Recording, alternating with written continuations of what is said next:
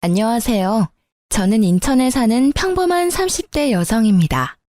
결혼해서 예쁘게 잘 사는 분들도 물론 많지만 요새는 옛날보다 이혼 가정이 더 늘어난 것 같습니다.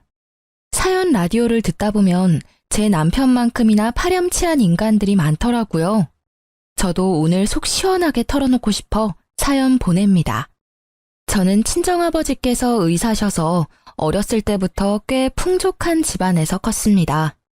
주변 보면 가진 게 많지 않아도 화목한 집안들 많잖아요. 저희 집은 남들이 보기엔 부유했지만 화목한 집은 절대 아니었습니다. 아버지께서는 병원에 계시는 시간이 더 많았고 휴일에는 본인 시간을 보내시기 바쁘셨거든요. 친정 어머니께서도 바쁘시긴 마찬가지였습니다. 그래서인지 부모님과의 관계는 클수록 더 서먹해져만 가더군요. 그러다 보니 자연스레 독립도 남들보다 빨리 했고요.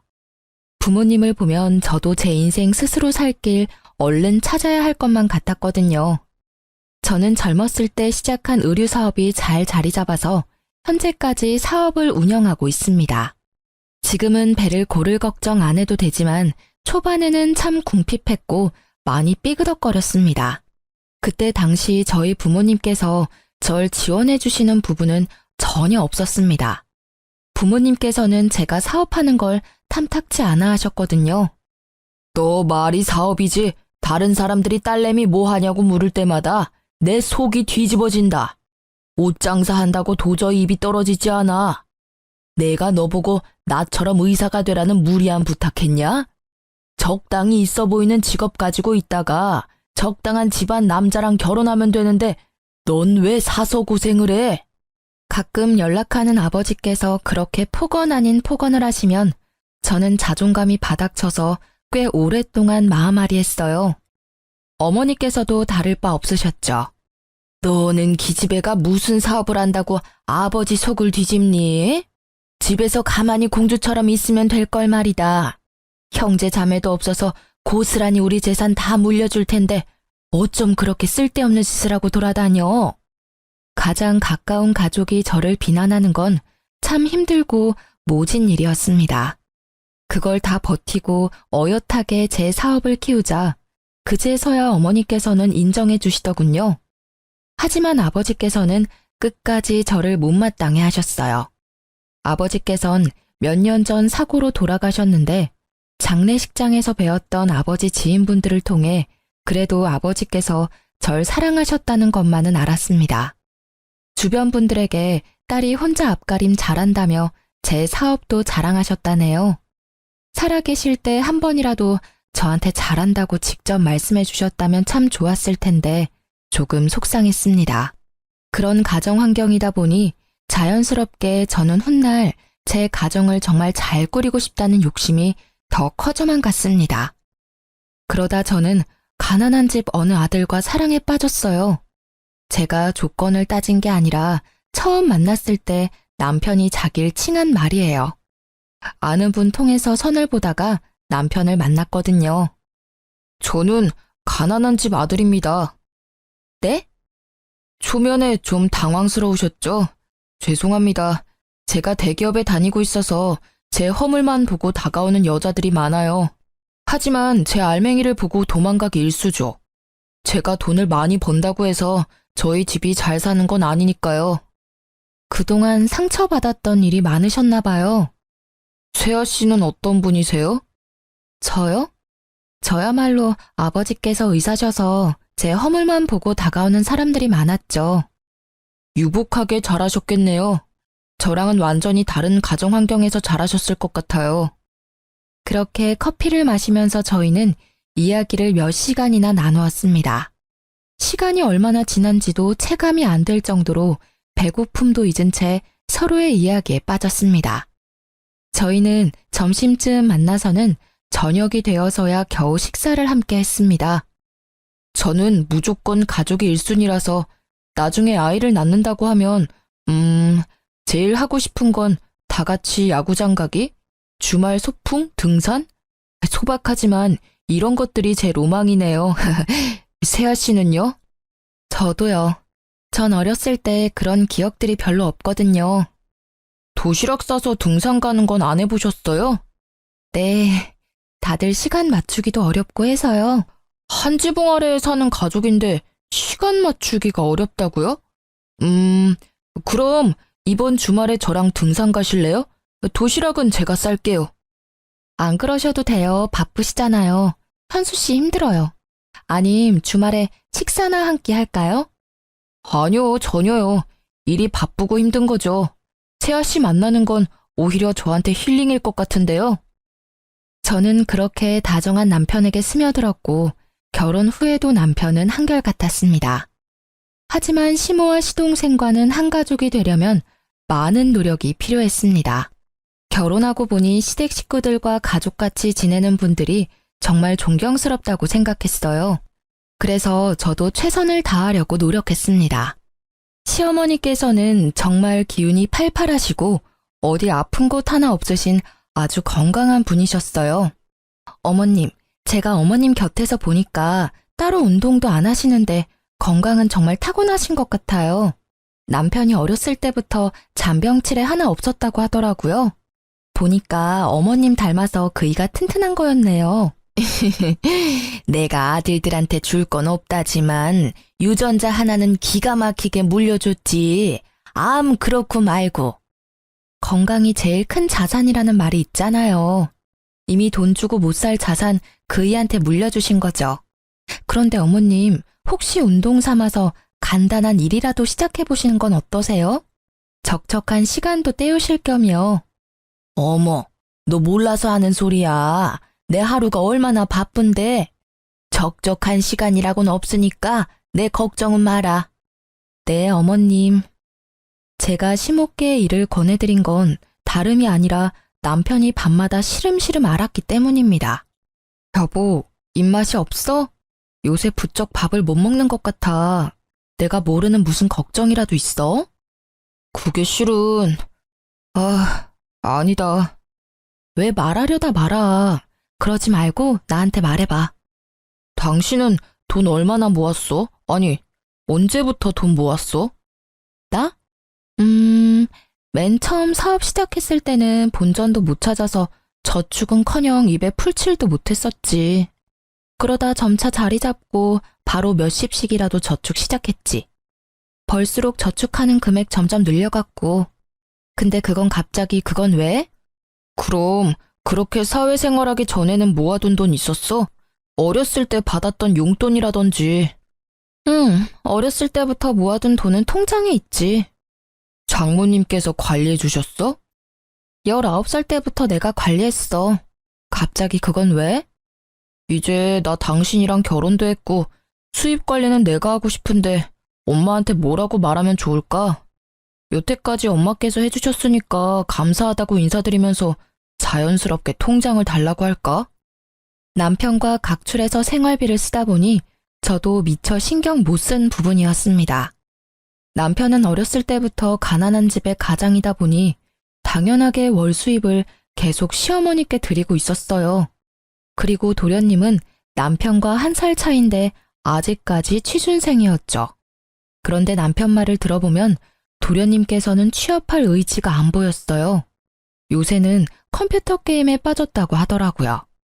도련님은 제 앞에서도 낯을 많이 가렸고 면접도 제대로 볼 수 있을까 싶을 정도로 내성적으로 보였습니다. 물론 남편이 용돈은 드리겠지만 더 이상 월급 전체를 시어머니께 드릴 수 없다 판단한 남편은 고민하다 시모께 솔직하게 말씀드렸습니다. 엄마, 이제 저도 결혼했고 어엿한 가정이니까 제 월급은 제가 관리할게요. 그동안 감사했어요. 앞으로 용돈은 적은 금액이지만 챙겨드릴게요. 뭐? 그게 뭔 소리다냐?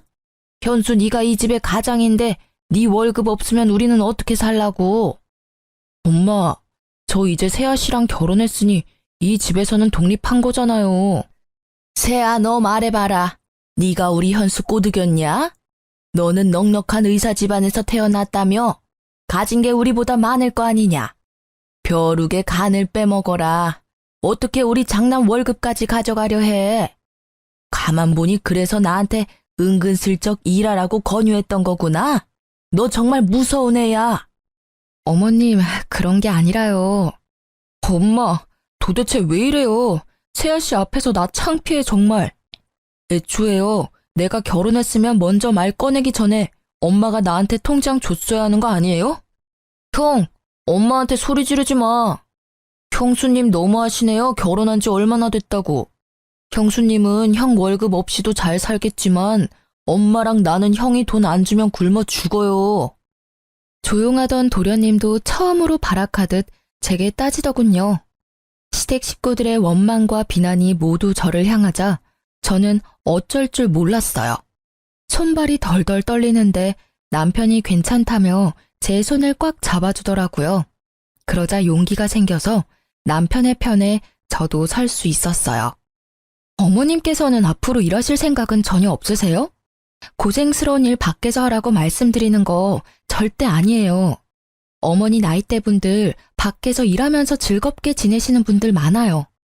일이 돈을 버는 수단도 맞지만 삶의 활력을 불어주는 때도 있어요.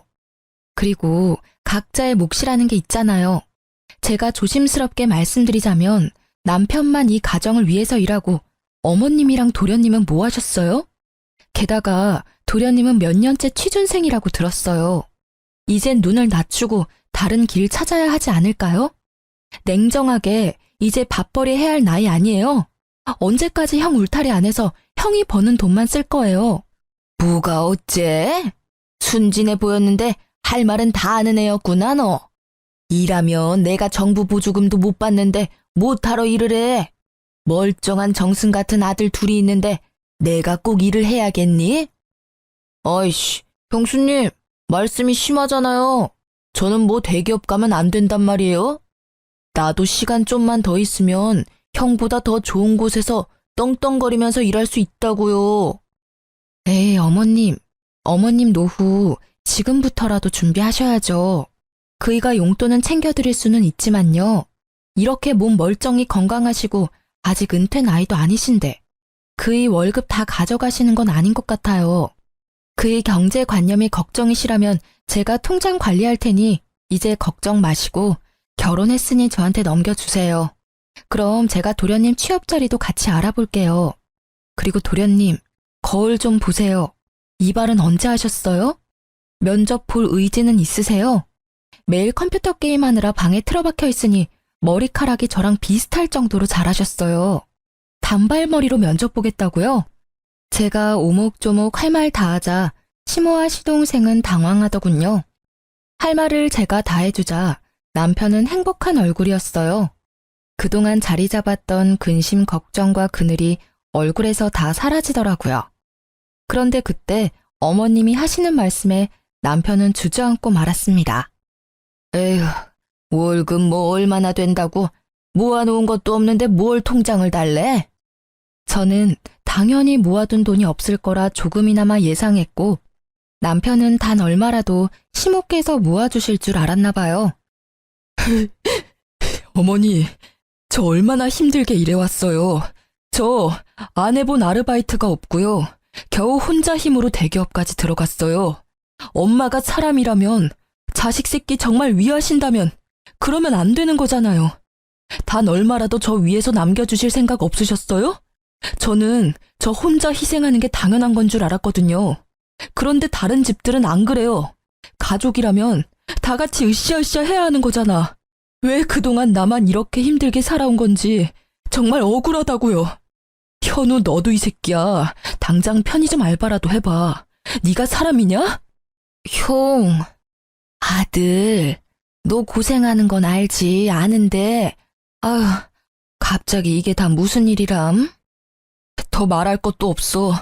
연예인들이 왜 부모 자식 간에 연 끊는 줄 알겠어요. 엄마 다신 나 볼 생각하지 말아요. 현우, 너도 엄마 잘 모셔라. 나 이제 이 집에 안 올 거야. 우리 찾지도 말고 원망도 하지 마. 여보, 가자. 여보. 주저앉아 괴로워하며 울던 남편은 인연 끊자고 소리치면서 제 손을 붙잡고 시댁을 뛰쳐나갔습니다. 그렇게 시모와 시동생에게 속마음을 내뱉은 남편은 그러고서도 엄청 괴로워하더군요.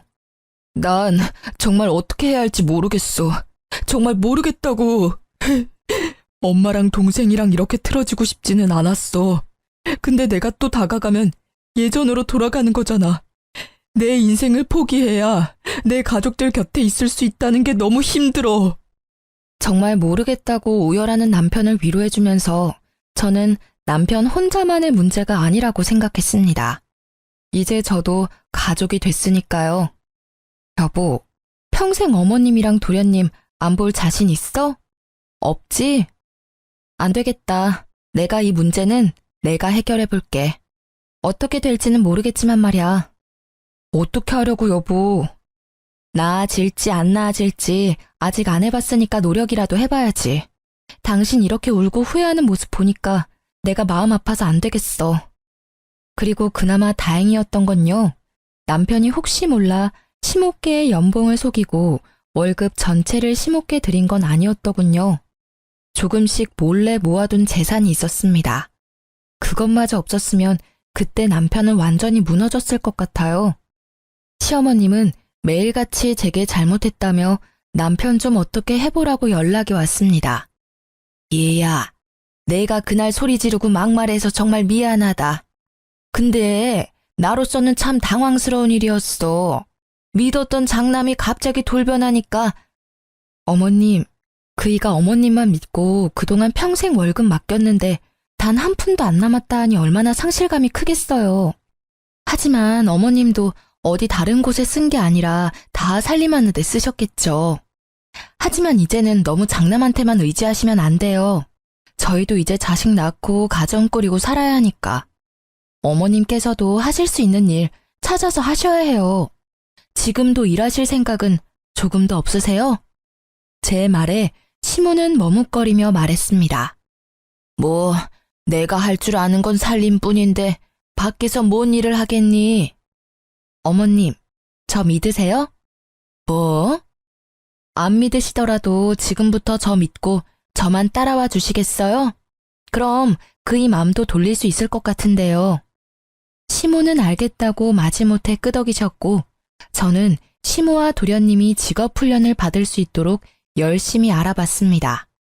정부에서 하는 사업에 시모와 시동생이 해당하는 건 모조리 신청해줬습니다. 어머님께서는 요리학원을 다니셨고 도련님은 컴퓨터 학원을 다녔습니다.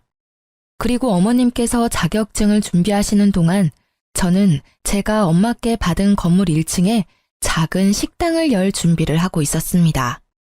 남들은 호구 같다고 가난한 집안에 다 퍼주고 있다고 욕할지 몰라도 제가 월세 조금 적게 받고 돈 욕심 부리지 않으면 모두가 화목해지는 일이었으니까 조금의 희생은 하고 싶었어요. 가족이니까요.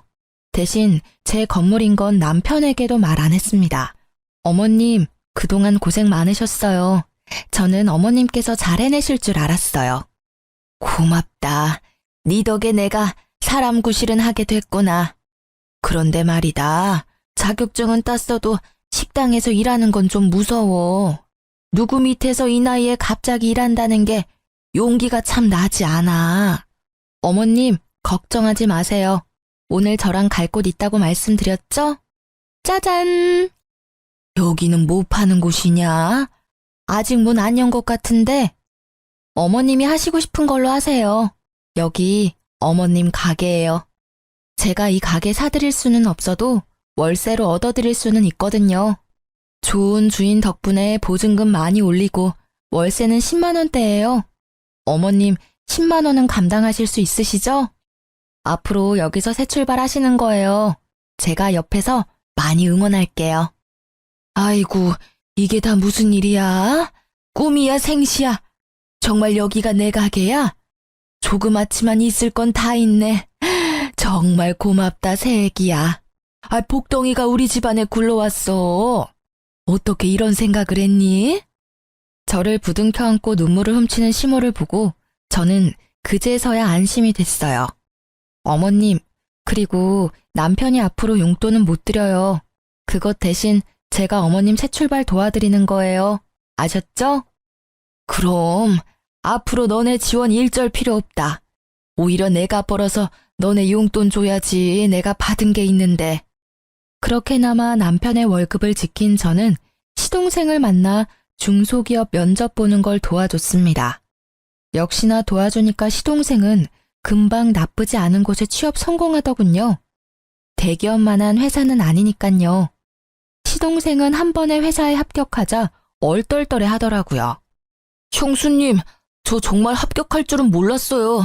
그동안 자격지심 부려서 죄송해요. 형처럼 대기업은 아니지만 형수님 덕분에 저도 앞으로 사람 구실하면서 살겠네요. 감사합니다. 도련님 마음 먹고 하시면 뭐든 잘 해내실 거라 생각했어요. 취업 진심으로 축하드려요. 자리 잡으면 그이한테 한번 연락 먼저 해주세요. 그때 그렇게 시댁에서 나오고 혼자 얼마나 괴로워하는지 몰라요. 도련님 취업한 거 알면 남편도 엄청 기뻐할 거예요. 형수님, 저희 집 은인이세요. 진짜 감사합니다. 솔직히 인연 끊는 게 형수님한테는 더 좋은 일이었잖아요. 그런데 외면하지 않고 저희 가족 관계 회복도 도와주고 일자리도 찾아줘서 정말 고맙습니다. 도련님, 저한테 더 좋은 일은 가족들 다 같이 행복하게, 화목하게 지내는 일이에요. 시동생은 진심으로 제게 고마워했습니다. 그리고 시모와 시동생 마음 잡고 일하는 걸 보고 남편은 깜짝 놀라더군요. 자연스럽게 남편은 시댁 식구들과 화해에 성공했습니다. 여보, 어쩜 그렇게 예뻐? 어떻게 그런 생각을 했어? 난 내 신세 한탄만 했지 상황을 바꿔보려고 노력하지는 않았어. 그냥 난 내가 돈 벌어다 우리 집에 갖다 주는 것만으로 내 역할 다 했다 생각했어. 그런데 그게 독이었지. 더 빨리 바뀔 수 있었는데. 내가 그렇게 만든 거야, 모두를. 그런데 당신은 현명하게 모두가 행복할 수 있게 도와줬어. 정말 고마워. 내가 평생 당신한테 잘할게. 남편이 기쁨의 눈물을 흘리자 저도 눈물이 왈칵 쏟아졌습니다. 부둥켜 안고 얼마나 울었는지 모르겠습니다. 그렇게 평화를 되찾은 줄 알았으나 제 평화는 오래 가지 않았어요. 여보, 출장 잘 다녀와요. 몸 조심하고 내가 꿈을... 아니다. 그냥 조심해서만 다녀와요. 여보, 나 보고 싶어도 조금만 참아. 서방 일 열심히 하고 올게. 도착하면 전화할게. 근데 연락 자주는 못할 거야. 이번에 중요한 미팅 건이라. 알지. 난 걱정하지 말고 다녀와요. 전날 안 좋은 꿈을 꿔서 저는 남편에게 말하려다 혹시 미팅에 지장이 있을까봐 입을 다물었습니다. 그저 몸 조심해서 다녀오라는 말만 반복했죠. 그런데 남편을 마중하고 저도 출근해서 제 직원들이랑 회의를 바쁘게 할 때였어요. 핸드폰에 남편의 부재중이 여러 번 찍히더라고요. 아직 도착할 시간도 아닐 뿐더러 남편은 제가 회의를 하고 있다는 것도 알 텐데 지금 전화를 할 리 없다고 생각했죠. 예감이 안 좋아 저는 잠시 회의를 중단하고 울리는 남편의 전화를 곧바로 받았습니다. 여보세요? 몇 초 정적 뒤에 익숙한 남편의 음성 대신 낯선 음성이 제게 말을 걸어왔어요. 이현수 씨 가족분이시죠? 네, 그런데 제 남편 전화인데 전화 받으시는 분은 누구시죠? 구급대원입니다. 위치는 강원도 양양이고 차 전복 사고가 났어요. 이현수 씨 휴대폰 비상 연락처로 전화드렸어요. 환자분 지금 출혈도 심하고 도착하면 긴급 수술 들어갈 것 같습니다. 땡땡 병원으로 옮기는 중이니까 지금 바로 오실 수 있으세요? 다급한 목소리의 구급대원의 말을 듣고 머릿속으로는 보이스피싱인가 싶었어요. 하지만 돈을 요구하는 게 아니라 병원으로 곧바로 오라는 말에 바로 정신이 들더군요. 주저앉아 슬퍼할 시간도 없었어요. 바들거리는 몸을 겨우 일으켜 직원 한 명에게 부탁해서 병원으로 갔습니다. 제가 운전을 하면 큰일 날 것 같고 택시를 타야겠다는 생각도 안 들었거든요. 어떡해. 대표님, 괜찮을 거예요. 진정하세요. 다행히 남편보다 더 일찍 도착해서 저는 구급차를 기다리고 있었어요.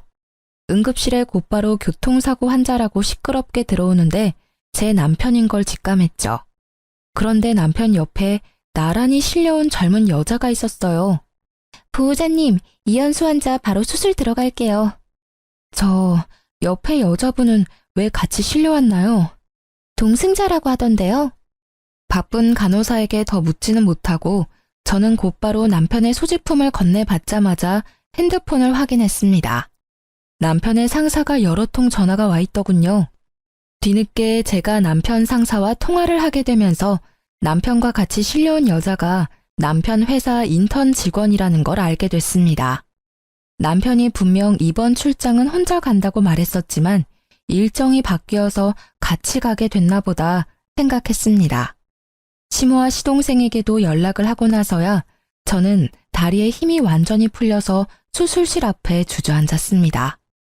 그렇게 혼자 소리 없는 눈물을 흘리는데 통화한 지 얼마 안 된 시모께서 한달음에 응급실에 달려오셨습니다. 아이고, 많이 놀랐지, 아가? 어머님, 내가 여기저기 물어보니까 다행히 머리는 안 다쳤다고 한다. 얼마나 다행이니? 너는 괜찮냐? 어머님이 오히려 제 앞에서 무너지실 줄 알았는데 되려 저를 위로해 주시더군요. 남편은 회복실에서 몇 시간 있다가 일반 병실에 옮겨졌어요. 여보, 괜찮아? 여보. 으이그 이놈아. 네 마누라랑 네 엄마랑 놀라서 심장이 다 쪼그라들었다. 다리 골절 수술을 한 남편은 다행히 마취가 풀리니 다리 외에는 전부 괜찮아 보였어요. 세아야, 너무 걱정하지 마라. 우리 집 장남은 내가 간병할 테니 너는 아무런 걱정하지 마. 제가 회사의 중요한 프로젝트 때문에 어쩔 수 없이 간병인을 쓴다고 하니 시모께서는 간병인을 자처했어요. 어머님 힘드시니까 제가 간병인 알아볼게요. 아니다. 그럴 필요 없다. 내가 있는데 못하러 아깝게 돈을 쓰냐. 현수도 내가 더 편할 거야 아마. 어머님 감사해요. 아유, 가족끼리 뭘 감사냐. 그럼 저 옆 병실에 잠시 인사하고 올게요. 응? 남편이랑 같이 가다가 사고 난 거니까 따로 인사는 해야 할 것 같아서요. 경황이 없어서 못 살펴봤어요. 남편이랑 같이 실려온 인턴 직원이 옆 병실이거든요. 에그머니나, 그럴 필요 없다. 내가 이미 인사 다 했어. 네? 아, 그러셨어요? 그쪽은 팔에 금 간 거 말고는 뭐 크게 다치지도 않았어. 그러니 아가 네가 걱정할 필요 없다. 그나마 다행이네요. 그나저나 그이 정말 괜찮은 거 맞을까요? 의사 선생님 말로는 머리는 안 다쳤다고 하셨었는데 저렇게 말도 없고 내내 눈만 감고 있으니까 저 슬슬 걱정돼요. 괜찮다. 괜한 걱정하지 마. 회복 중이니까 다 괜찮아질 거야. 그렇게 남편이 사고 후유증으로 말을 안 하는 줄 알았던 저는 뒤늦게 남편의 행동의 의미를 알게 됐어요. 저를 가족같이 생각해준 도련님 덕분에 모든 진실을 알게 됐습니다. 도련님, 갑자기 여기까지 무슨 일이세요? 형수님, 저 은혜 갚는 거예요. 은혜요? 갑자기 무슨 말씀이세요? 너무 놀라지 마세요. 형 여자 있어요. 그 같이 사고 났다던 여자 인턴 직원이요. 네? 저는 머리를 세게 한 대 맞은 것처럼 멍해지더군요. 그런 제게 도련님은 남편의 차 블랙박스 영상을 보여줬어요. 보험회사에 제출할 영상 보고 있는데 둘이 심상치 않은 사이였어요. 제가 좀 더 알아보니까 출장은 무슨 강원도 양양에 둘이서 놀러 가다가 사고 난 거예요. 침묵할까 했는데 이건 정말 아니잖아요. 형수님이 우리 형한테 어떻게 해줬는데 우리 집안에 어떤 사람인데. 저 그런 더러운 꼴은 못 보겠어서 많이 고민하다가 형수님한테 알려드리는 거예요. 죄송해요. 도련님이 뭘 죄송해요. 오히려 제가 엄청 감사해요. 숨길 수도 있었을 텐데 이렇게 알려주셔서 정말 감사해요. 어머님도 아시는 거예요? 그게... 아셨군요. 아셨으니까 간병도 어머니께서 하신다고 자처하셨을 거예요. 이제 보니까 앞뒤가 딱딱 맞네요. 도련님, 마지막으로 제가 부탁 하나만 해도 될까요? 네, 편하게 말씀하세요, 형수님. 저한테 말씀하셨다는 거 당분간 비밀로 해주시겠어요? 네, 그럼요. 비밀로 할게요. 형수님이 저 사람 구실하게 만들어줬잖아요. 이거면 형수님한테 은혜는 갚은 거죠? 네, 충분해요. 나머지는 제가 알아서 할게요. 저는 남편과 상간녀가 정신 차리자마자 법정에 설 수 있도록 이혼 소송과 상간녀 소송을 준비했습니다. 바람난 거 들통난 것도 모르는 남편은 태어나자 제게 엄청 싸늘하게 굴더군요. 당신은 일이 남편보다 중요하지? 어떻게 나 태어났는데 병원에 안 와? 간병도 모조리 우리 엄마한테 맡기고 간병비는 챙겨드렸어. 아니 남편 병원살이 하는데 잘 먹는지 잘 회복하는지 어쩜 하나도 신경을 안 써? 아이고 이번에는 우리 현수가 서운할 만했다. 아무리 내가 신경 쓰지 말라고 했어도 쟤야 너 어쩜 그렇게 무신경하니? 이번에 내가 너 다시 봤다. 내가 하는 일은 적어도 당신처럼 날 배신하지는 않거든. 노력한 만큼 일은 내 가치를 알아줘. 어머님 다 알고 계셨으면서 왜 말씀 안 해주셨어요? 다 아시면서도 저한테 무신경하다는 말씀이 나오세요? 이 여자가 지금 뭐라는 거야? 이제 위아래도 없지? 눈치채고 아무런 말 못하는 시모랑 달리 남편은 계속해서 제게 떵떵거리며 큰 소리쳤어요. 그럼 내가 상간녀랑 데이트하다가 사고난 남편까지 간병해야 하니? 여보, 어떻게 알았어 그걸? 제가 참지 못하고 그 찌질한 얼굴에 뺨을 올려붙이자 시모는 세상 무너진 듯 소리를 질렀어요. 아이고, 내 장남 얼굴에 감히 무슨 짓이냐? 아, 그 기집애가 꼬신 거야. 난 정말 안 넘어가려고 애를 썼다고. 그렇다고 남편 뺨을 때리냐? 아이, 존심상하게. 누가 내 남편이야? 시모께서는 제가 남편 뺨 때렸다고 곧바로 남편 편을 들었어요. 남자가 그럴 수도 있지. 어디 귀한 서방 뺨을 그렇게 사정없이 내려치냐? 네가 그냥 눈 딱 감고 한번 봐줘라. 네가 안 봐주면 어떻게 되겠니? 네 남편 젊은 그 애기랑 재혼하는 거지 뭐. 어머님, 그게 저한테 하실 말씀이세요 지금? 저만 가족처럼 생각했죠? 결국 저는 남이었는데 제가 너무 이 집에 헌신했네요. 그러자 가만 지켜보던 시동생이 나서서 제 편을 들어주더군요. 엄마, 진짜 그게 뭔 개떡같은 소리야. 형수님이 우리한테 그렇게 잘해주셨는데 어떻게 지금 형 편을 들어? 형, 너 간도 크다. 사고 친 게 차라리 돈 문제면 몰라. 여자 문제? 으이구, 난 인간이라도 됐지. 형은 분리수거도 못해. 자기 복 자기가 발로 찬 거야. 넌 끼어들지 마. 겨우 사람 구실하게 만들어줬더니. 형이 그렇게 만들어줬냐? 형수님이 다 도와주신 거잖아. 야, 설마 네가 말했냐? 당연하지. 그럼 보고 못 본 척 말아? 어떻게 사람이 그래? 이 자식이 근데. 두 형제가 멱살을 잡고 서로에게 달려들자 시모는 제 탓을 하기 시작했어요. 아이고, 왜 너네가 싸우고 난리야? 이렇게 형제가 이간질하니까 새아야 네 속이 편하니? 독하다 독해. 나 같으면 모르는 척한다. 겨우 이룬 이 가정 어떻게든 지켜도 모자를 망정. 너 그것밖에 안 되는 애였니? 어디 어린 시동생 꼬드겨서 이 사단을 만들어? 이 지독한 것. 이 사단을 만든 건 어머님 장남이죠. 어머님 원하시는 대로 저 인간한테 그 상간녀랑 재혼하라 하세요. 새로 들이는 젊은 며느리한테나 바라세요. 전 여기까지니까요.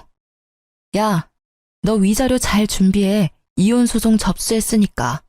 그리고 그 인턴한테도 얌전히 상간녀 소송 기다리라 전해. 그리고 어머님께서는 내일부터 가게 안 나오셔도 돼요. 뭐? 가게? 네가 뭔데 나오라 말아야 내 가게인데. 아, 제가 그걸 말씀 안 드렸어요? 보증금을 아무리 많이 줬다 해도 월 10만 원 월세 너무 싸다고 생각 안 하셨어요? 주변 상인들 월세 10배 넘게 내는데 뭔가 이상하다 생각 안 하셨냐고요? 뭐가 이상해? 너무 좋은 주인분이시다 생각했지 뭐. 제가 그 건물 주인이에요. 엄마한테 결혼 좀 받은 건물이거든요. 이제 거기 새로 새놓을 거니까 안 나오셔도 된다고요. 뭐? 어머, 그게 네 건물이야? 그런 중요한 말을 왜 이제야 해? 긴 말 필요 없고 현수 너 세아한테 얼른 사과해라. 건물주 며느리랑 대기업 인턴 나부랭이 며느리 중에 당연히 건물주 며느리지. 아까 못 들으셨어요? 저 이 사람이랑 이혼할 거라고요. 아이고, 나 그 가게 정들어서 못 떠난다. 착한 네가 좀 모르는 척하고 넘어가주면 안 돼? 내가 또 어디 가서 일자리 구하겠어. 저한테는 정 같은 건 없으시고 그 건물에는 정이 많이 드셨어요? 어머님, 정말 끝까지 이기적이시네요. 잘나고 귀한 어머님 장남한테 가게 하나 구해달라고 하세요. 여보, 그러지 마. 왜 이렇게 극단적이야. 일단 우리 둘 집 가서 다시 얘기하자, 응? 내가 이렇게 빌게. 정말 잘못했어. 잠시 내가 미쳤었나 봐. 갑자기 버는 돈이 족족 나한테 들어오니까 어떻게 어디에 써야 할지 모르겠더라. 그런데 그 애가 맛있는 거 사달라고 할 때마다 사주는데 희열감이 느껴졌어. 젊은 여자애랑 데이트다운 데이트하니까 왜 나 젊었을 때는 이런 데이트 못했을까 싶고 너무 설렜어. 그래서 그랬던 거야. 그 여자애가 좋았던 게 아니라 그 상황이 좋았던 거라고. 남편의 머릿속 사상은 상상 이상으로 역겨웠습니다. 지가 뭘 잘못했는지 모르면서 아직 다친 다리가 회복되지 않은 남편은 절뚝거리는 다리로 눈물까지 쏟아내며 저를 붙잡더군요. 그리고 저를 못 나가게 막는 시모에게 말했어요. 어머님, 그동안 제가 가족이라고 절감한 월세 한꺼번에 청구해드려요? 아이고, 미안하다. 잘못했어. 그날 시동생이 배웅해줬고 그게 시댁에서의 마지막 일이었습니다. 그런데 겁도 없이 간이 큰 상간녀는 제 번호를 알아냈더군요. 우리 좀 만나요. 건방지구나. 어딜 오라가라야. 시끄럽고 당장 나 있는 곳으로 오라고. 대학 졸업반인 상간녀는 어린애 떼쓰듯 저를 자기 회사 및 카페로 불렀어요. 제가 그곳에서 만나자 한 게 아니라 상간녀가 꼭 거기서 만나야 한다고 했죠. 간땡이가 큰 건지 눈치가 없는 건지 이해가 안 됐지만 저는 오히려 잘된 일이라 찾아갔어요. 제발 이혼 소송 중인 남편과 마주치길 바랬습니다. 너 무슨 생각으로 날 여기로 부른 거니? 내가 너 하는 꼴이 너무 웃겨서 와봤어. 여기 회사에 날 부른다고? 너 진짜 어리긴 어리구나. 눈이 있음 보라고요.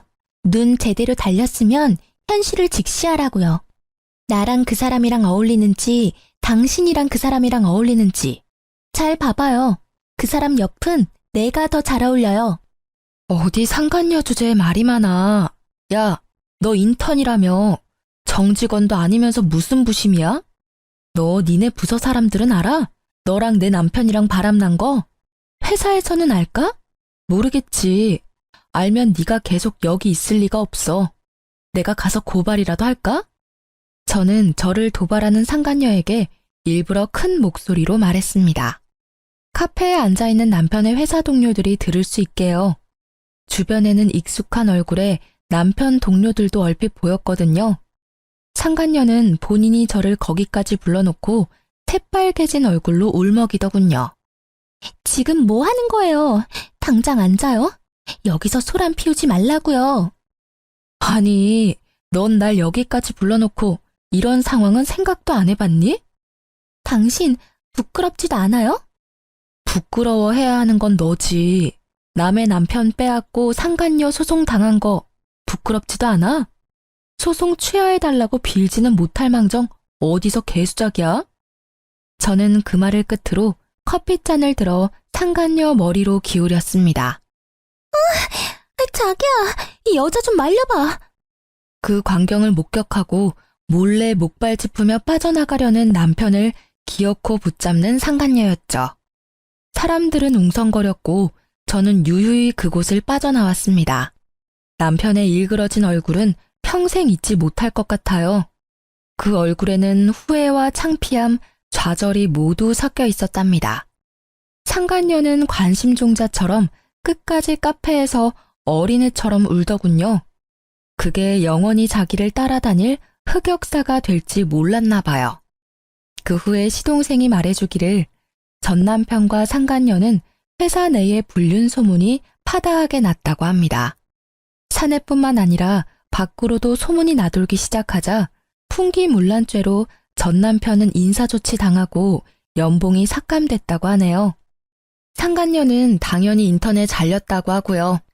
그런데 웃긴 게 그 난리를 피웠는데도 상간녀와 전 남편은 시댁의 살림을 합쳤다고 합니다. 시동생은 일부러 남편이 보지 않을 때 상간녀한테 돈 빌려달라고 괴롭혔다고 하네요. 본인 말로는 양아치 건달 도련님 컨셉을 했다고 하네요. 시모 또한 엄청나게 하녀 취급을 했다고 합니다. 시동생에게 들은 내용대로 잠깐 들려드리자면, 형수! 네? 돈 좀 있어요? 돈이요? 아이씨, 전에 있던 형수는 돈 잘 벌어서 용돈도 주고 그랬는데 형수는 뭐 줄 거 없어요? 어리기만 했지 뭐 볼 게 어디 있다고. 우리 형 보는 눈도 없지. 어디서 이런 형수를 데리고 왔대? 그렇게 모욕감을 주면 상간녀는 남편에게 쪼르르 일렀다고 합니다. 그럼 돌아오는 남편의 말은, 야, 현명하게 대처 못해? 우리 집사람이었으면 말이야. 뭐? 집사람이 난데 누굴 말하는 거야? 너 말고 새야 말이야. 당신 자꾸 그 여자 얘기를 내 앞에서 왜 아무렇지 않게 내뱉어? 그렇게 상간녀와 전 남편은 싸우기 일쑤였다고 합니다. 시모는 가정을 깨지게 한 상간녀가 너무 괘씸하다며 엄청나게 시집살이 시켰다고 해요. 그렇게 영원할 것 같았던 상간녀와 깨지고 전 남편은 3달도 안 돼서 혼자가 됐다고 합니다. 전 남편은 곁에 아무도 없으니 법원에서 절 만나자 제게 아련한 눈빛을 보내며 다시 잘해보자 하더군요. 엄마도 너 보고 싶으시대. 나도 너 보고 싶었고. 헛소리 하지 마. 너 양심이 있냐? 너네 모자 진짜 지긋지긋하다. 내가 너 얼굴에 침이라도 뱉고 싶은데 참는다. 벌써 속으로는 가래침 수십 번 뱉었어. 뱉고 싶으면 뱉어. 나 그것까지 충분히 감당 가능해. 여보, 난 너 없으면 정말 안 되나 봐. 우리 좋았었잖아, 응? 뭔? 아니 근데 너 왜 아직도 목발을 들고 다니니? 여보. 오열을 하며 전 남편이 털어놓는 진실에 저는 맘 편히 웃지도 못하겠더군요. 전 남편 교통사고 후유증 때문에 평생 한쪽 다리 재구실 못한다고 합니다. 천벌받았다 생각했어요. 혹시 자기가 다리를 절어서 외면하냐는 전 남편 말에 다리를 절지 않았어도 너는 내게 평생 아웃이라고 마지막 따끔하게 마무리했습니다. 전 시동생에게 듣기로 전 남편은 그나마 있는 재산마저도 제게 위자료로 물어주고 빈털털이래요.